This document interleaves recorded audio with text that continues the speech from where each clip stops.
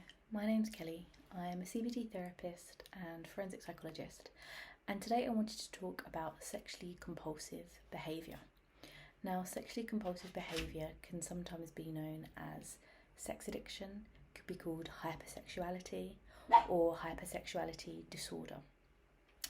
And with this, it is an excessive preoccupation with either sexual fantasies, urges, thoughts, behaviour, but it causes a lot of distress, and it's really difficult to control.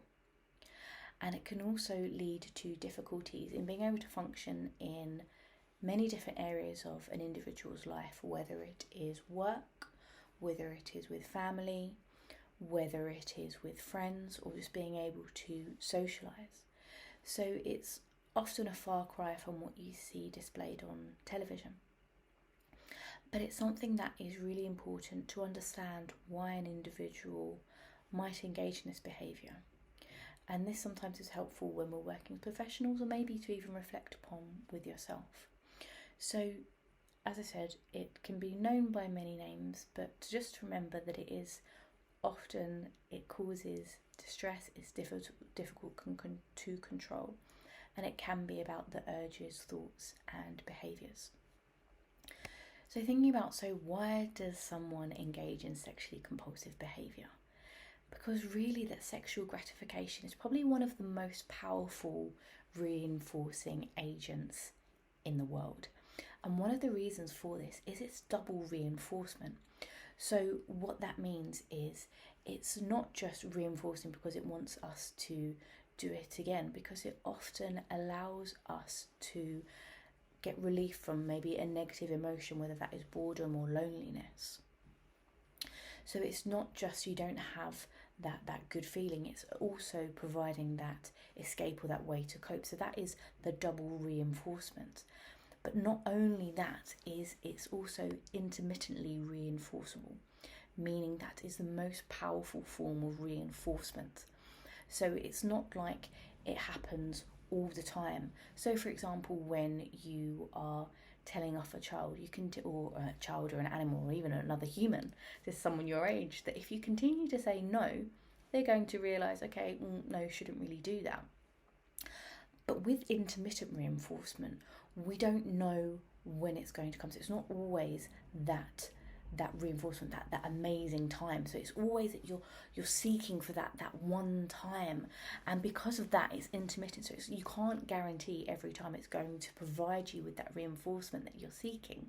Therefore, it only happens intermittently. So you're continually searching for that feeling. And that is sometimes why it is so powerful and why people engage in this behaviour so commonly and so frequently. And also because there has been some sort of shift in society about the acceptance of certain sexual behaviour, and its availability. It's a lot more available than it was 20, 30, 40, 100 years ago. There is a lot more of avenues that people can get their sexual needs met. And also we have to go way back to the classical and the operant conditioning. So if you think the operant conditioning, that when you engage in lots of behaviours you get your reward, sexual activity is the same. You'll engage in it and you get the reward at the end. But also when we think of classical conditioning, so sort of a stimulus that we are presented with creates that involuntary arousal response, and that's outside of our voluntary control. And because of the arousal chemistry that happens when we're around, it shuts down our capacity to consider other options. So the blinkers almost come on. And that is why people often engage in sexually compulsive behaviour when they don't really maybe intend to, because those blinkers are on. And because of the arousal chemistry, they're less likely to be able to consider that there are other options. And as I said, with the intermittent force and the double reinforcement, I said it's that escapism. It's not just a reinforcement because it feels good. It's not just that reinforcement, because that's why people eat chocolate or they go for a run. It creates that rush of the chemicals in their brain that makes them feel good. You get that with sexual activity, but you also get as I said, that relief from potentially a negative emotion. So that's that double reinforcement. And within that, the sexual behaviour can be used as a coping mechanism. It can be used as an escapism. And an individual will often go a long time just to get that happiness, instead of thinking about the kind of the negative outcome, because they are blurred by a lot of what's going on in their mind with this other chemistry that's going on. So they're kind of thinking about why an individual would actually engage in sexually compulsive behaviour.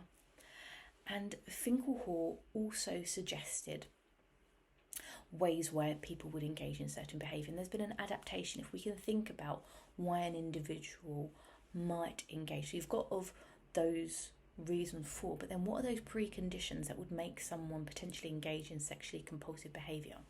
So there are 4 that have been adapted from Finkelhor in the work from 1990.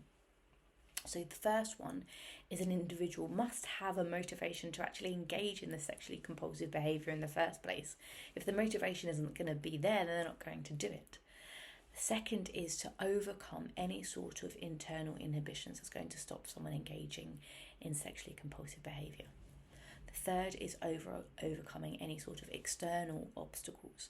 So if we're thinking about the internal inhibitions, could be to do with our cognitions, with some sort of the behaviours that we're engaging in, and the external could be maybe the factors outside of oneself that are going to be an obstacle for the individual engaging in sexually compulsive behaviour. And then the fourth is for an individual to overcome any sort of resistance from themselves or from others. So they are the 4 preconditions that would potentially make someone more likely to engage in compulsive sexual behaviour.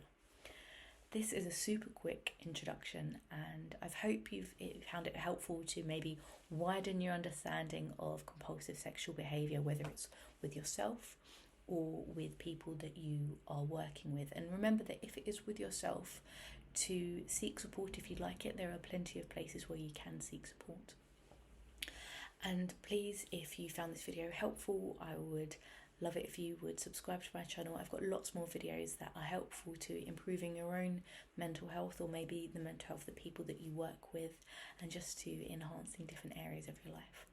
And thank you.